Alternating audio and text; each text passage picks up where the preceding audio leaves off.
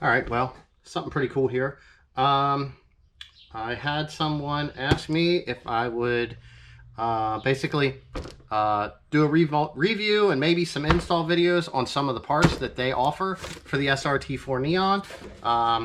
So there's his name. You guys can find him on Facebook. Maybe I'll put some of the information in the description. So I've actually got this. I got this like a day or two ago. I just haven't had a chance to get this thing opened up to see exactly what was shipped.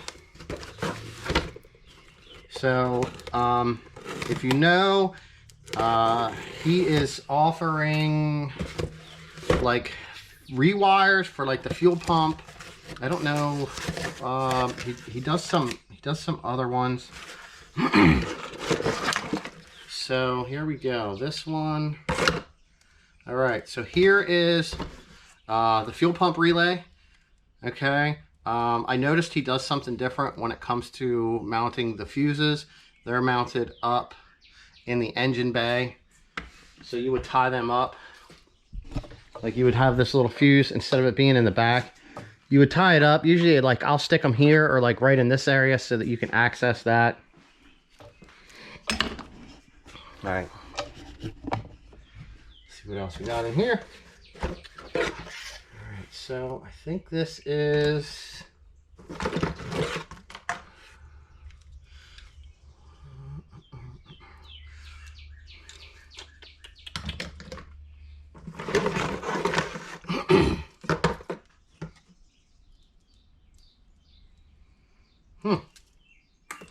okay, so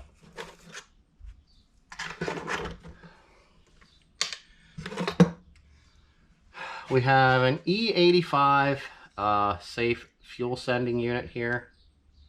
All right, so these are pretty easy to install. I did an install on one of these before. I'm not sure what brand that other one was. So, but this is the fuel sender that he offers. I'll get everything laid out and then we'll check everything out all at one time. I think that one of these is supposed to be boost box. Yep, boost box plug and play. All right.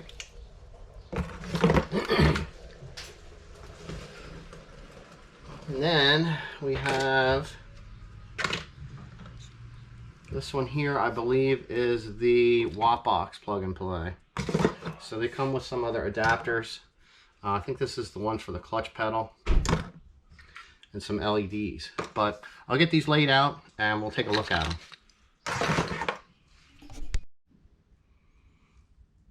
All right, so I had opened this stuff up. This guy makes some really good wiring harnesses. He was doing a special with some watt boxes. He did some fuel pumps. He has plug and play boost harnesses. I know he did an engine harness. I'm really trying to get one of those because I'd like to do an install and a review on them.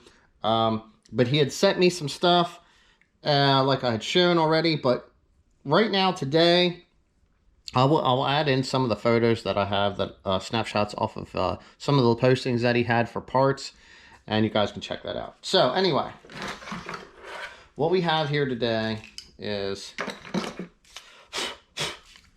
dog hair's mine because I got dogs. We have one of his fuel rewire harnesses right here. Okay, let me get this. Let's get the zip ties off of here.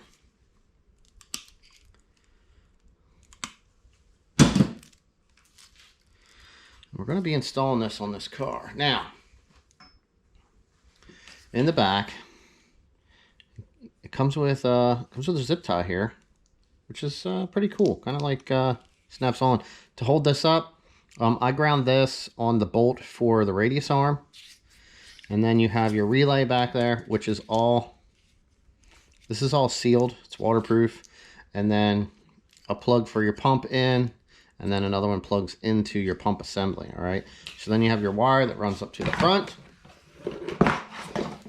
Okay, now something pretty cool with this is this will run to the back of your alternator. And then if you ever need to change your fuse, This is located up in the engine compartment. All right. And these will, how I usually do these is I like to pull them up, and I'll like get them right in behind my AC right here. And that's where I usually stick them. But we're going to work on getting this harness installed on this car, and you guys can check it out and see how it fits. Kind of like I said, a quick review on his fuel pump rewire. You know, I got, like I said, he sent some other stuff. There is an E85 level sender here, which we're not going to be using that for this car. This one here is this is the boost box, I believe. Boost box harness, I think. Where's it at? Yeah. Yep. It's got to be the one right there. Okay. And then, what is this one here? Man, I'm not sure. This here might be the watt box harness. And then we have, I guess that's a programming cable for one of them. LEDs. And then here's the jump cable that goes in for the clutch pedal assembly for the watt box harness. So, like I said, we're not using any of that stuff right now, but we can kind of do a side-by-side here real quick with, this is supposed to have a sending unit in here. Okay, it's already on the pump. So this is a Johnny Boost pump, and then this is going to be the other one here. There we go. That's the correct way for this thing to sit. So these are supposed to both be E85 sending units, and I've never really seen one that was white.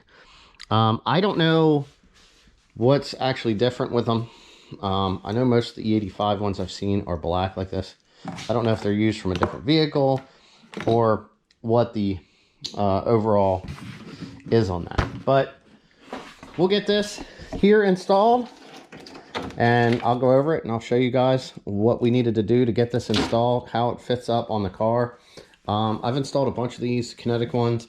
I believe I have installed probably 2 or 3 of these before, but I never really made a video on it specifically. So here we go. Oh, Jay, you want to jack up your car, obviously. Now I'll take this end here because that has to connect to our alternator. And I already have it off, you can see. So I'll feed this through here. Okay. Just kind of try to get it to stay, and then I'm going to go up there. I'm going to pop these off, and then right here there's a little hole. I'm going to run it in there, and then we'll zip tie it to this. I mean, you don't have to take that off.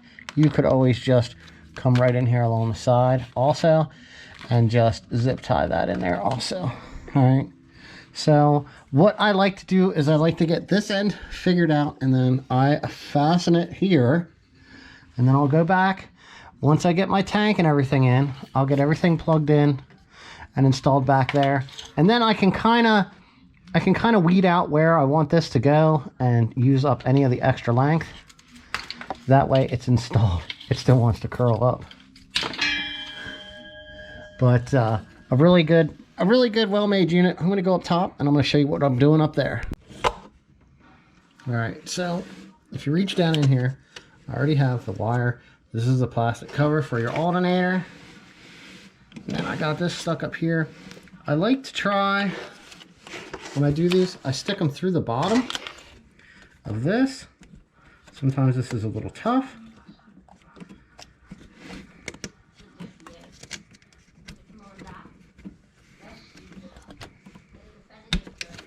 Okay. All right. So both of those are through. Now, down here, I don't know if this is coming in the camera. There's our stud. We'll stick this in here. This has a little slot where it'll go in. All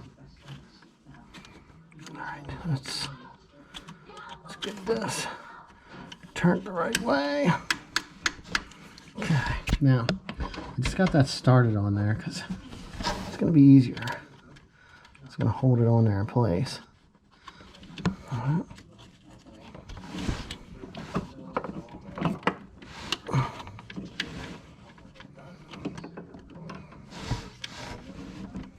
I'm gonna work this in.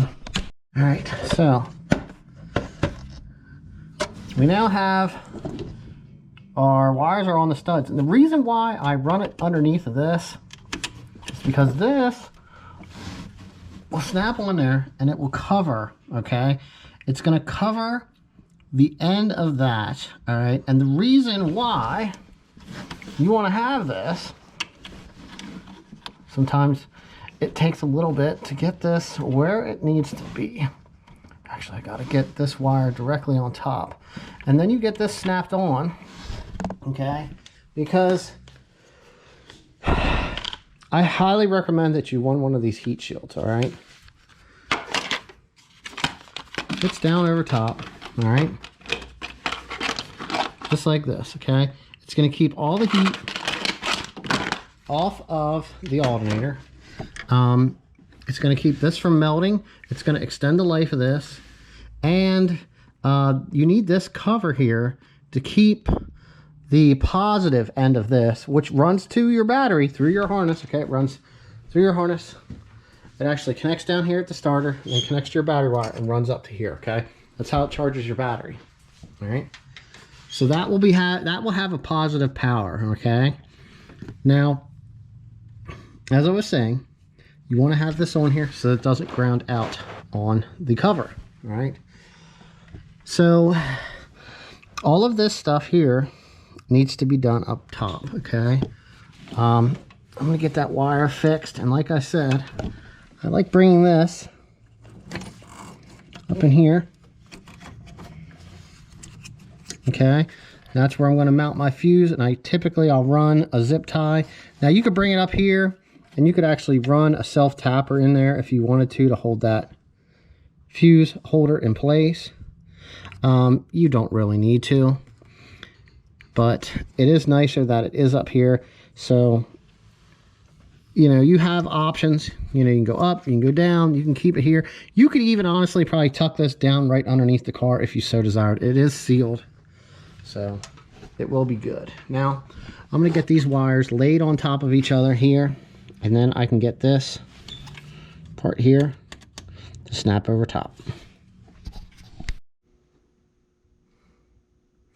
All right, so I just finished up getting the rest of my fuel system installed to run from the back, as we are doing multiple stuff in this car. And then here is your fuel rewire. As you can see, I have it untwisted, so everything's running out pretty straight. Here is our plug. I had to do some repair to. Our fuel tank is already back installed. All right, one end here is going to plug into the fuel tank.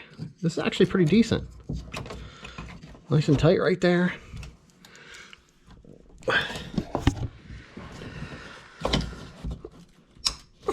Oh, good old click.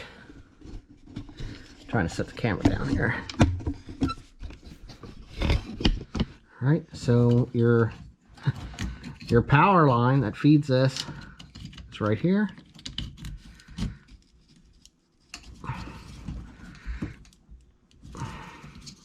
They all have their seals on, and then I just give this a little tuck up that way.